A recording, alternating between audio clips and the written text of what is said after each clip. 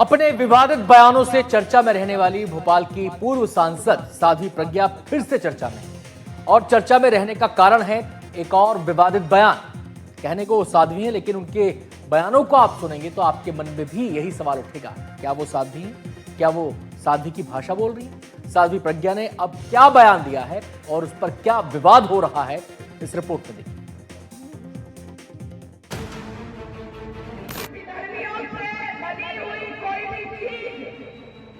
हम नहीं खाएंगे। यदि ऐसा कोई प्रसाद बेचते हुए विधायक पता चला तो उसको जितनी ठुकाई हो सकती उतनी ठुकाई करो और फिर दादर के हवाले। विधायकों के द्वारा हम प्रसाद नहीं खरीदेंगे और ना ही उनको बेचने देंगे। इन्हें तो आप जानते ही होंगे, भोपाल की पूर्व सांसद। हाल ही में मालेगांव ब्लास्ट केस में कोर्ट ने इन्हें बरी किया है। नाम है इनका प्रज्ञा सिंह ठाकुर। नाम के आगे साध्वी लगाती हैं, लेकिन साध्वी की ऐसी भाषा। प्रज्ञा सिंह ठाकुर भोपाल में विश्व हिंदू परिषद की शाखा दुर्गा वाहिनी के एक कार्यक्रम में बोल रही थीं। पहले आपको प्रज्ञा सिंह ठाकुर का वो बयान सुना देते हैं जिस पर बवाल मचा हुआ है। अपने अपने घरों में किसी भी विधायक को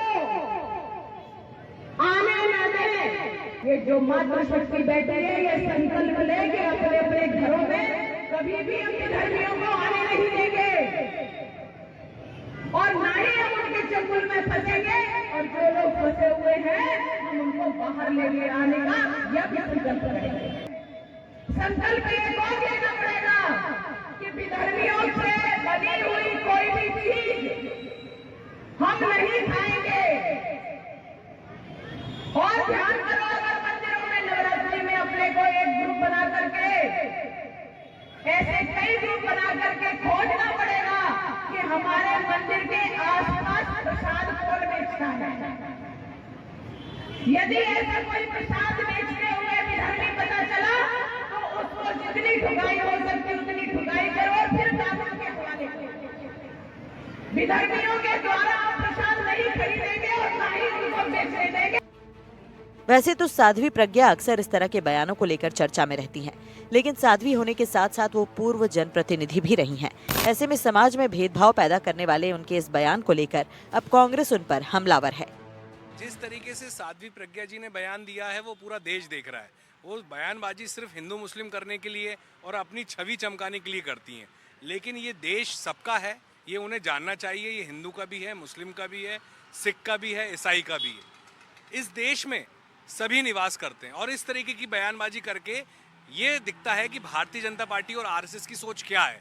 अगर ये सोच नहीं है तो मैं मांग करता हूं मोहन यादव जी से कि साध्वी प्रज्ञा पर ऐसे बयान के लिए कार्रवाई करनी चाहिए।